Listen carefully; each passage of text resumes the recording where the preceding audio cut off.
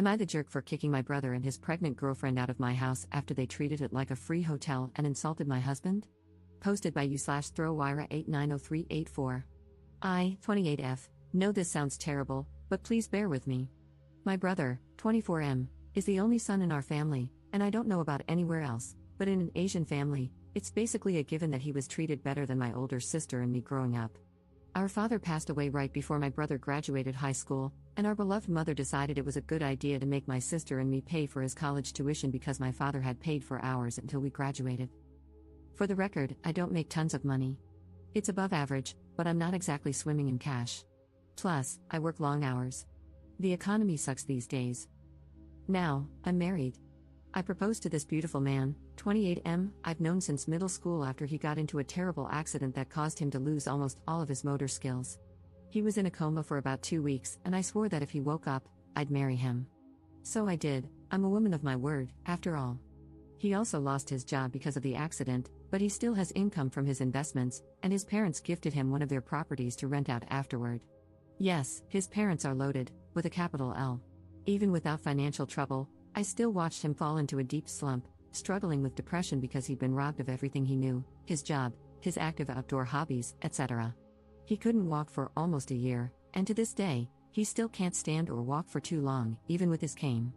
He was in a dark place until about a month before our wedding. Now, almost a year into our marriage, I can see the light starting to come back to his eyes after he got really into cooking and baking, to the point where we revamped our entire kitchen to fit a bigger oven and store all his baking equipment. He's actively researching how to get a permit to start a bakery, and I love seeing it, even after 3 weeks of eating sourdough bread for breakfast, lunch, and dinner. Back to my brother. He and his girlfriend got pregnant by accident. He's currently job hunting, having graduated 2 years ago. He started a business right after college, but yeah, you probably know how that goes. It failed, after he spent almost all the money our father left to us, his 3 children, as an inheritance.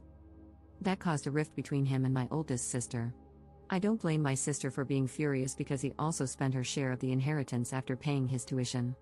And if you know anything about Asian families, you know the oldest daughter has it the hardest. He's also not really on great terms with our mother because of the unplanned pregnancy. She's not exactly against his girlfriend, but she's not thrilled either. However, he's still the golden child, and that's why she asked me, her newlywed daughter, to let my brother and his girlfriend stay in our house until he finds a job. Since I live in a big city, she assumed it'd be easier for him to get hired here. I asked my husband if I could rent one of the rooms he owns to accommodate them.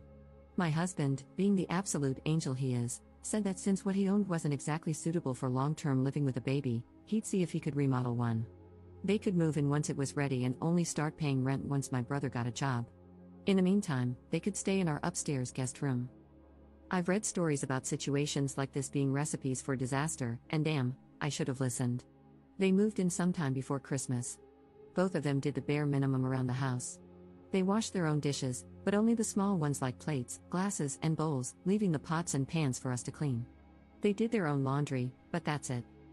They'd raid our pantry and fridge without ever restocking anything. Some days, I didn't even get a taste of my husband's baked goods. They'd eat the ones he specifically set aside for me. I had to wash dishes that I knew my husband didn't use, even after pulling 2 consecutive shifts at the hospital. I'm a freaking resident. They never vacuumed the second floor where they stayed, never helped take out the trash even though they filled it to the brim. I usually helped my husband with it whenever I had time, but I had seen him taking out the trash multiple times when I had just gotten home. I don't expect them to clean the whole house, but come on, watching my husband limp around with his cane, washing dishes and taking out the trash while they did nothing? That's just rude, especially when they're living rent-free. Of course, I confronted them with a very watered-down and gentle version of bro, you won't get a job if you can't even help take out the trash, and sis, you're pregnant, but you can at least wash the dishes you use. Both of you have 2 hands, you can wash the cooking utensils you use to make food. Teamwork makes the dream work. They got slightly better after that. Now they wash all their dishes, but don't bother putting them back in the drawers. But hey, progress. Now, here's the breaking point. During Chinese New Year, my mother and oldest sister came to visit. My husband went all out with his cooking. I cleaned the entire house and prepared the other guest room for my family. That's when I realized the second floor hadn't been vacuumed in ages. My brother and his girlfriend didn't come out of their room until my family arrived. We exchanged greetings, gave my mother her New Year's bow, and sat down for dinner. That's when all hell broke loose. My brother, with confidence straight out of his colon, actually said it was time for my husband to get a real job again because he can walk now. He added that he's younger but working hard to find a job. Then he actually said, "No offense," before commenting that cooking is a weird hobby for a big guy, 6 feet 3 inches, like my husband, and that he doesn't really have the talent for it. His girlfriend followed after him, saying she feels like my husband is more feminine than she is because he takes care of the house and cooks better than she does. Of course, the bar is somewhere below Satan's throne if she's the standard. She even said that she and my brother keep asking my husband why he's still at home when it's been years since his accident, and that I'll leave him soon if he keeps being cooped up in the house. She then whined about how my husband always just smiled at them and never responded. I think even my brother realized she'd messed up because he quickly backpedaled, saying it was only once or twice. I just stood up, took both their plates, and told them to pack up and leave. I couldn't even look at my husband. I was so pissed and ashamed of them. It took every ounce of self-control not to curse them out right then and there. They said I was being too sensitive over harmless comments. My mother tried to defuse the situation, saying my brother and his girlfriend meant well, that their comments didn't come from a bad place, and even pointed out that my husband didn't seem offended, so she asked, "Why ruin a good day?" which I ignored. I even handed them my car keys because I just wanted them gone. They left with my oldest sister after giving my husband a half-hearted apology. She told me they stayed at a motel before returning to my mother's house. The next day, my older sister came by to pick up my brother's stuff. She laughed a lot about the whole ordeal, and she's the only one who thinks I did the right thing. My husband said he was glad I defended him, but he never took their comments to heart because he knows I love what he's doing, so he suggested I might have been a little harsh. My mother later told me their words weren't a good enough reason to kick out my struggling brother and pregnant girlfriend. She really emphasized the pregnant part. She said I could have just scolded him like I did over the dishes. Yep, he tattled about that too. I still don't think I'm the jerk, nor do I think I overreacted. I'm still pissed off, to be honest, but now I'm second-guessing myself because even my husband was so chill about it. Relevant comments. Commenter. Your mom can take them in since she has such strong opinions on it. Protect your space and protect your immediate family, which is your husband, not your brother and his girlfriend, who probably got knocked up on purpose. Having toxic people around will make your husband regress in his progress. Imagine what they say to him when you're not around. Ops response.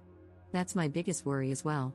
I actually kind of interrogated my husband about this, like, did they say something while I wasn't present, and why wouldn't he tell me if they talked trash behind my back? He said he was too lazy to speak due to speech difficulties. However, he did tell him off once, kind of. He said he was laughing when he said it, but what he said was pretty funnily scathing, and he guessed that was why my brother brought it up during family dinner. Commenter 2. Your brother stole the inheritance. He's a thief. He's a lazy prick who got his girlfriend pregnant, doesn't work, and is disrespectful of your home and husband while staying for free and being a horrible guest. You were too kind and let it go for far too long. You weren't too harsh. Actions and words have consequences. Never lift a finger for your brother ever again. He's entitled, especially because of your mother, but you've all been enablers. Ops response. Now that I think about it, you're right. I also contributed to enabling him to some degree.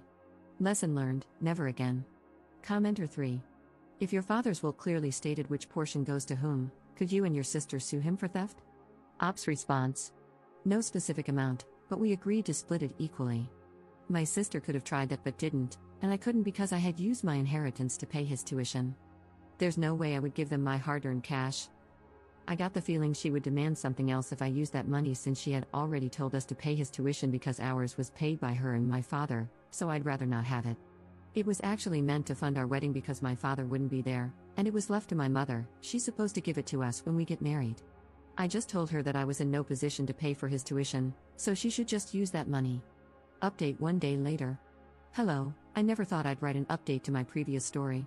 I was pleasantly surprised when I woke up this morning to find so many responses, and I want to say thank you to everyone who took the time to read my long post and respond kindly to it. Last night, both my husband and I actually read everyone's responses together. He said he's thankful for the supportive messages, and he even blushed a little at the comments calling him a saint. It was cute. Don't tell him I told you guys about it. Also, I tried to reply to everyone, but I gave up after an hour because I didn't really have enough brain power or finger capacity to do that.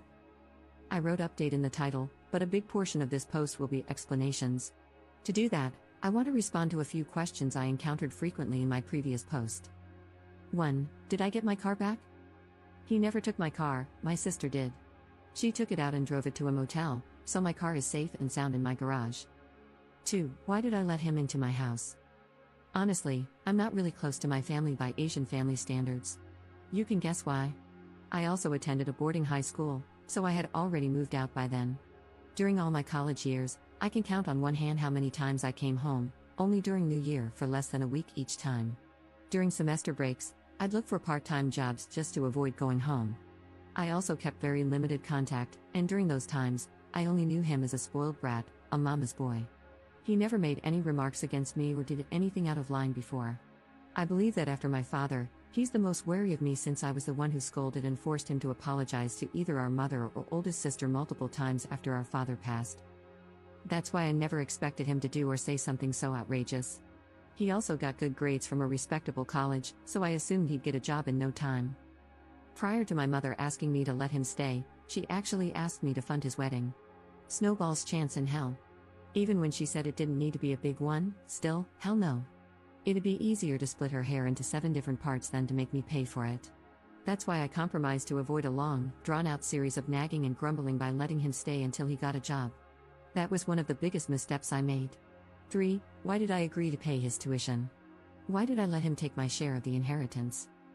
I didn't exactly pay for his tuition. As I've mentioned, our father left an inheritance. I told my mother to use my share to pay my brother's tuition. My thought process at the time was that she'd ask for something in return if I ever touched that money, so I'd rather not. If she thought sending us to school was transactional, then I assumed everything else would be, too. I never considered that money mine, so no loss for me. However, I actually needed to avoid her for a few months after my brother got into college because the inheritance was intended to fund our weddings in the future. She gave in rather quickly after I went MIA, though.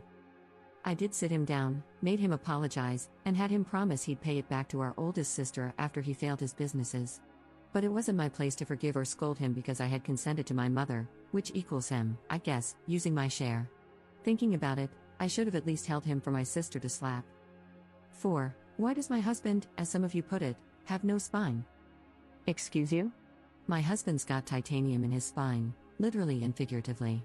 Kidding. I know I didn't add much regarding that matter because I was too focused on what happened prior to and during the height of the problem, not so much the aftermath or my husband's perspective, because, in my mind, my post was about what I did to them and the motivation behind it. I actually asked him right after that dinner if he really said nothing and why he didn't tell me that those toilet lid covers had been insulting him. He was pretty offended that I believed my brother and his girlfriend when they said he didn't respond at all. Nah, he told them off once during New Year when I was on call. Yes, life sucks. He said something along the lines of, "Bro, I'm still richer than you even when we're both unemployed. I've got a doctor for a wife who proposed to me when I could do nothing but blink. My life is fine. Just get a job." Rephrased by yours truly because he couldn't remember how he worded it. He said he was laughing when he said this, so maybe that's why my brother didn't take him seriously, but it might have still hurt my brother, which is why he said those things during dinner. But honestly, when I imagine my husband talking like that, it looks scary. Laughing just makes it worse.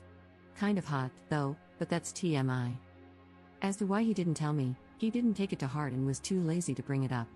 He mentioned that it's still kind of difficult for him to pronounce a lot of words. He compared my brother and his girlfriend's comments to the Husky's Hell's next door, very handsome dog. By the way, it's already in their nature, so why bother? I did tell him to let me know next time someone disrespects him, though, so that I can finally put the taekwondo skills I gathered during my elementary school years to use. I only got to a yellow belt, though, so don't expect much. I do think he's happier about what I did than he lets on, though. 5. Why am I enabling him? Like I said in one of my replies, I did think about it, and I believe that avoiding my family as much as possible could be considered enabling him. In my defense, I'm not his parent, so it's not my job to parent him, but I do take accountability for not whacking him enough growing up. That's probably why he's got some screws loose. That's the end of the Q&A session I put together. Now, it's only been a week since Chinese New Year, and not much has happened. The most notable thing is that I've blocked both my brother and mother on my and my husband's phones, with his consent, of course, after she tried to contact him separately yesterday, asking about the room we intended to renovate. The renovation is still happening because he already contacted his parents, but since there are others who probably need and deserve it more, he'll just rent it out to someone else later. When he told me about her message, I simply blocked her on his phone without replying. He actually kept asking if it was really okay to cut off my family completely like that while reassuring me that he's okay and not affected in the slightest every time the topic came up. That's why I was second guessing myself. But fret not. With the power of the Great Wall of China my husband's ancestors built and the turtle ship my ancestors built, I've already fortified my mind, heart, and soul to never backpedal on my decision. I'll just think of both my mother and brother as that strand of hair you find on your butt. It's there, but you don't need it. And plucking it out feels even better. I don't know anything else about my brother and his girlfriend because I never bothered to ask during my calls with my sister. But like some of you said, not my problem anymore. I did hear that my mother called me boy crazy because I prioritized my husband over my family, but I mean, I'm her daughter, so you can probably guess where I got it from. We had lots of conversations after reading my previous post and discussed many things from each other's perspectives throughout our relationship. I also apologized once again and asked him if he ever thought of leaving me after the whole fiasco, which, I admit, really sucked for him.